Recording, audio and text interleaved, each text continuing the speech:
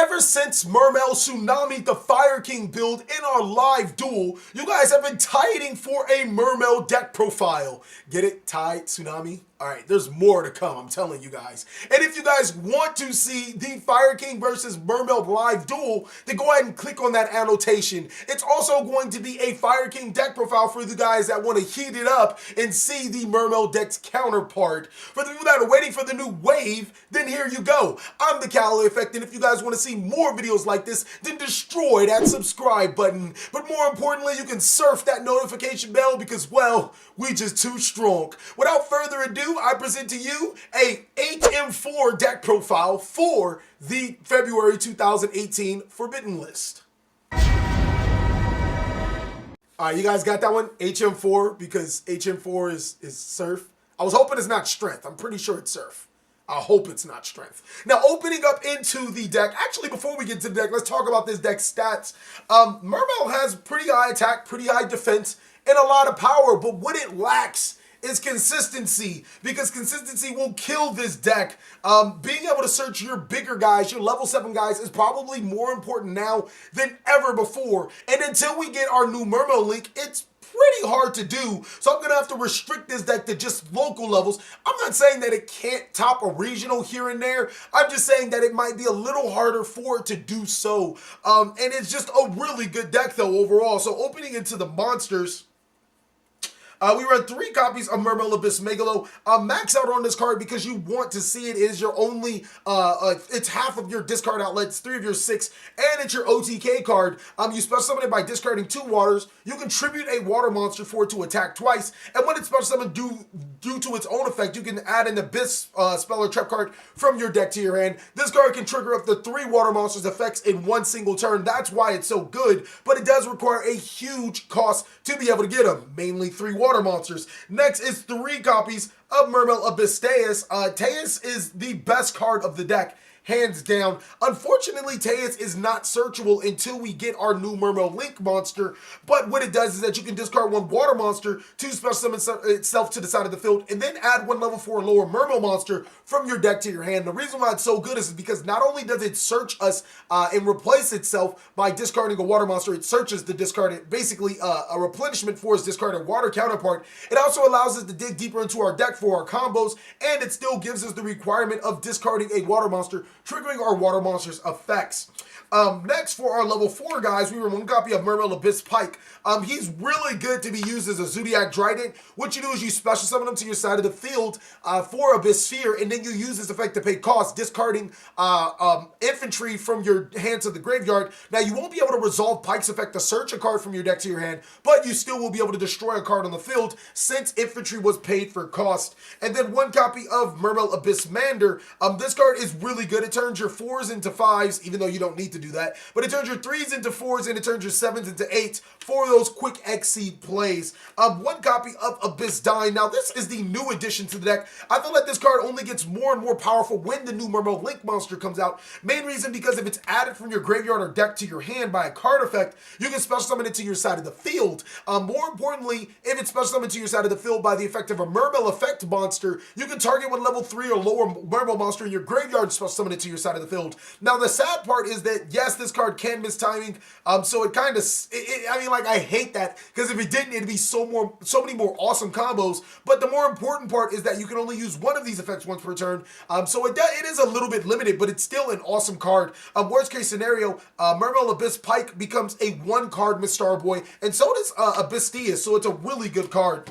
1 copy of Mermail Abyss Osha. This card fuels the combo of making Bahamut Shark Toadally Awesome and Mistar Boy all in 1 turn, and it also can help fuel for a Yugioh play. And then 1 copy of Mermail Abyss Gun. I felt that you didn't need more than 1 inside of this deck, because while it is a very good card, the odds of you being able to get off 2 guns with such a low Mermail count isn't that high. It also combos really well with Abyss Dying. So that's it for the Mermails. For the Atlantean monsters, 3 copies of Neptunus, Atlantean Prince. I used to say that this is the best card in the deck before, but it's not really that great if you go first, mainly because you can't tribute it with your Megalo effect to gain its effect because you can't enter your battle phase. But more importantly, it allows you to send an Atlantean monster from your deck to your graveyard to add an Atlantean monster from your deck to your hand. So it does a lot of deck thinning, and it's a lot of combos with this card in itself. Even if you don't get to basically tribute it off, you can always discard it for your Mermail monster's effects and then gain its effect to special summon a Atlantean monster from your graveyard to your side of the field. And it's also your OTK card, so when you go second, you can just go off with this card. 3 copies of Heavy Atlantean Infantry. A lot of decks play a lot of front row, a lot of face-up cards that can be destroyed, and so this card can take full advantage of it, destroying as many cards as possible before you start going into your combo. 2 copies of Atlantean Dragoons. This card is bread and butter. It allows you to add Mermail Abyss Megalo from your deck to your hand, and to be honest, if that really wasn't there, I probably wouldn't play the Atlantean engine. I just stick to Mermails, but it's really good to be able to add a level 7 monster that can discard cards from your hand and trigger their effects. It's also really good at fueling so much advantage to your hand, allow you to OTK. 1 copy of Marksman. This card allows you to destroy your opponent's back row. More importantly, both Infantry and Marksman do have secondary abilities that you will use from time to time. Infantry giving you the additional normal summon of a Sea Serpent, and Marksman allowing you, if it attacks directly, to special summon 1 Atlantean monster from your deck to your side of the field. 1 copy of Mullen Glacier to top it off. Normally this card does side it off if I know I'm going second, mainly because this card is only great going first. You want to rip those 2 cards out of your opponent's hand and make their life a living hell, but more often than not, that's not, I mean, you don't want to do that. You want to just break your opponent's board if you're going second.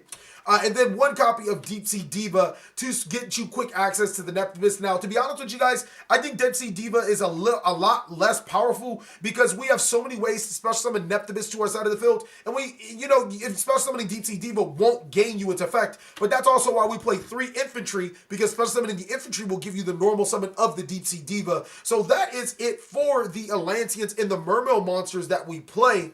And I think it comes up to either 22 monsters in total for the Atlantean Mermail engine. We do run the Frog engine, so 3 copies of Swap Frog, 1 copy of Ronin Tonin.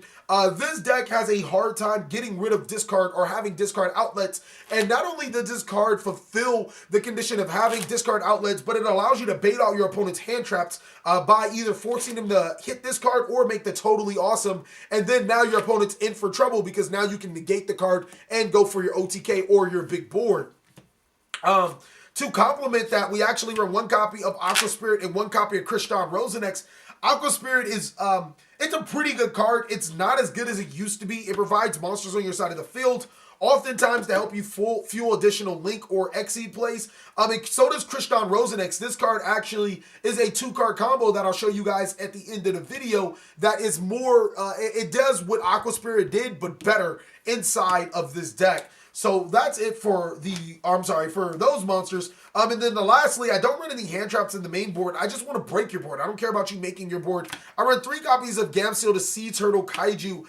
This card is really good at breaking boards as opposed to making boards. Say your opponent has a monster that you really don't want to deal with and you Kaiju Gamseel it. I really don't care about what you do with making your board. Seeing that my Atlantean monsters can destroy cards, my Totally Awesome can negate cards, it just doesn't seem like this is the type of deck to disrupt your opponent's boards, and mainly because all of the hand traps are not water, so they don't serve a secondary purpose, and that's why I decided that, you know, just the Kaijus are good enough in here. Now, we do play some other cards to help disrupt our opponent and make or break the board, and that card is 3 copies of Forbidden Chalice. I was actually running 3 copies of Ghost Ogre and Snow Rabbit inside of this deck, and then I switched it to 2 Ogre, 2 Ash, then I switched it to 2 Droll, 2 Ogre. And Ogre is a really powerful card, but I felt that if people know you're going to be playing Mermail, the first thing they're going to do is make Abyss Dweller. And no hand trap can counter Abyss Dweller. There's just nothing you can do about that. Not only does Forbidden Chalice help you break your opponent's Odd Eyes, Vortex, Jackal King boards, it also stops Abyss Dweller when they make Abyss Dweller against you, which is probably one of this deck's biggest weaknesses. I felt that Forbidden Chalice was superior in that form because not only is it a card that doesn't get in your way, it helps boost your Mermail's monster's attack at worst case scenario. So imagine a 3,600 attack Megalo running around that can attack twice. So that's pretty freaking good. So I thought that was pretty dope. Next is 2 copies of MORE Greed. This deck does run quite a few cards that you don't want to see in your hand sometimes, and cards that you really want to your deck. So being able to shuffle them back into your deck to draw 2 cards is a pseudo +1 type card. Next is 1 copy of Monster Reborn. You guys could swap this out with Soul Charge. I do not like Soul Charge in this deck, mainly because normally when I Soul Charge, either A, I'm going to lose the game, and Soul Charge only makes me a board for them to break because I can't enter my battle phase and, you know, basically break their board. Or B, Soul Charge is just a really good win more card, where Monster Reborn allows me to recurse a resource that I really need to my side of the field and still enter my battle phase.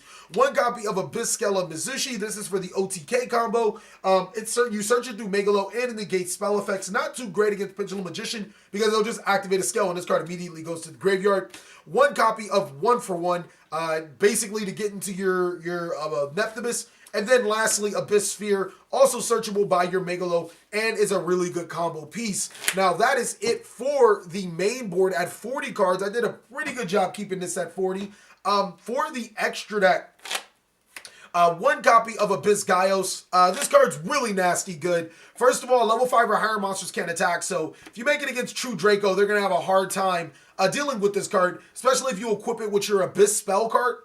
It becomes 3,600, so basically any monster under 3,600, once you detach its effects, monster effects are negated, so it's a pretty good card. It's good against a lot of other strategies. I just thought even though it did have some disadvantage against the True Draco, it's still really good against True Draco. It's good against Pendulum Magician. It's just a great card overall. The other level 7 we play is number 42, Galaxy Tomahawk. We play the complete engine in this deck, and if you guys want to see the combo tutorial for the Galaxy Tomahawk, go ahead and click on this annotation. It takes you into an extensive combo on how you can play Tomahawk and how it's so good in rank 7 decks, or decks that can make rank 7s really easily. Next is 1 copy of Hope Harbinger. You guys are probably looking like, how the hell do you make this? Well, Moline Glacia is a level 8. Gamseal is a level 8. I mean, I hope you don't open 2 Gamseals and, you know, summon the Moline Glacia, but it's still there for an option. And Moline Glacia is a card that if you summon, you don't want to have on your side of the field for too long, because if your opponent gets rid of it, you have to skip your battle phase. So normally you exceed with a Hope Harbinger. Another thing is that you can use, if you have a Mander in your graveyard, you can banish Mander and your level 7 Mermail monsters become level 8 or 9, and then you can make this card. I actually decided to play this card, but you guys can play True King of All Calamities, because it can also make your monsters level 9. And then you can just make Calamities. Next is Abyss Dweller. This card's like really good in this deck. Just being able to give all your monsters 500 attack, and like literally just do it for the give all your monsters 500 attack. And detaching a material also triggers your Atlantean Dragoons or whatever under it is effect. Bahamut Shark, you make this card as a part of the combo. And then 2 Totally Awesomes, 1 for the Bahamut Shark and 1 for actually, the Swap Frog. I've never needed more than just 2 inside of this deck. Next, for the Link monsters, 1 copy of Saryuja. I used to focus on making this card. I was actually running a Gen X Undyne engine, and what you do with the Undyne engine is you summon the Undyne. Undyne sends the Kriston Rosenex to the graveyard, and you add the controller. You banish the Rosenex to summon the token to make the Link Spider to summon the Undyne to your side of the field, and now you have 3 monsters on the field. You just need to provide a 4th one for Saryuja. Well, it wasn't that good going first. It was only really good going second, because after making the Saryuja, you kind of just sat there with a monster, drew 4 cards, hope to draw the Prince, and then go off with the Prince. So that wasn't that good, but still, I decided to keep the Rosenex because making Saryuja is still really easy. You don't even have to use your normal summon just yet, and it's just a really good card for being able to fish into whatever you need. 1 copy of Borlo Bragan. This card's pretty good. Great at taking your opponent's monsters. There are times where I want to swag and go for Saryuja instead of Borlo and not pay for it. So make sure you go for Borlo if you need it. 1 Tapo Lapo. Decks really can't, handle board wipes. And since this deck can't make Black Rose easier than Tapo Lapo, I decided to play Topologic Bomber Dragon. And it's just pretty good at wiping boards. 2 copies of Mistar Boy. This in Totally Awesome is a really good going first combo, because if your opponent breaks the Totally Awesome Mistar Boy, you get 2 water monsters from your graveyard to your hand, and then you probably can OTK them from there on out. Proxy Dragon, Cleafort Genius, and Link Spider. These are all part of the Galaxy Tomahawk combo to allow you to make any of your 4s as possible. That is it for the extra deck. And if you can play 16 or 17 cards, play that Calamities and play all that other stuff that you can get away with. For the side deck, I actually do play hand traps in the side deck. You don't necessarily have to. 3 copies of Droll and Lockbird for Pendulum Magician, for True Draco. Ghost Ogre for the exact same thing, Pendulum Magician and True Draco. I don't think that Ash Blossom is a really good card. I think that Droll and Lock and Ghost Ogre do just so much of a better job against both of those matchups. And seeing that those are 2 of the best decks, I got them covered with 6 cards. Atlantean Marksman, extraordinarily good card for, ridding your opponent back row in case your opponent plays more back row than front row.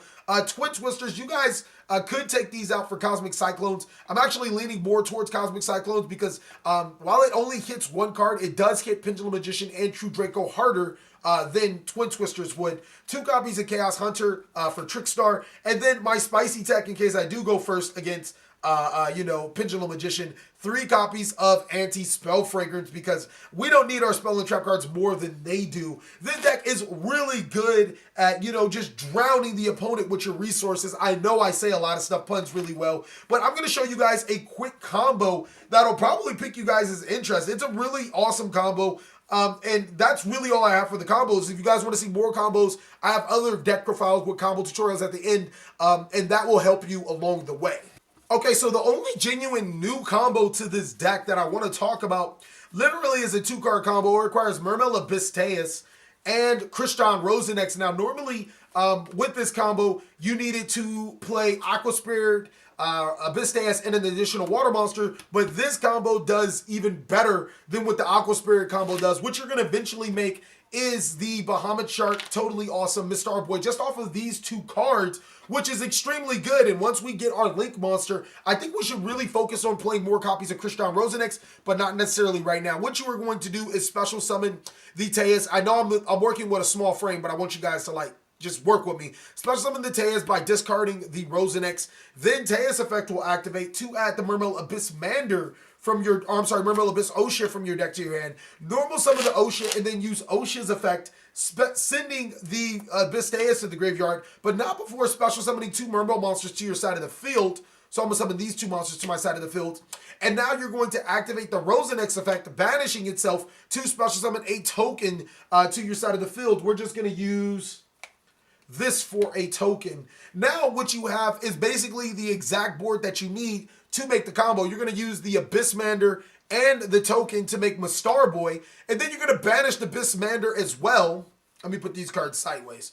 You're going to banish the Abyssmander as well to make both of these monsters 4, and then lastly, you're going to use both of these monsters, since they're now level 4, to make the Bahamut Shark's effect to detach. That'll make the Totally Awesome. That's exactly how you make this board, just with Mander and Rosenex. And I'm telling you, once we get a way to search or better ways to get Abyss Teus from our deck to our hand, and possibly even Rosenex, this combo becomes the standard go-to combo inside of the Mermail deck because it's just so good. What you could do if you had any extenders, you can use Bahamut Shark and Mistar Boy to make another Mistar Boy, then open your link up if you have the Swap Frog, and then make another Totally Awesome. So it's a really good combo, I'm telling you guys. It does a lot of things for you, because even if your opponent were to destroy this board, what you can do is use both of ththese effects to add your Abyssdine and your Teus from your deck to your hand, which gives you instant access to another entire of a board that you can make. Thank you guys so much for watching another segment of the TheCaliEffect. I really hope you guys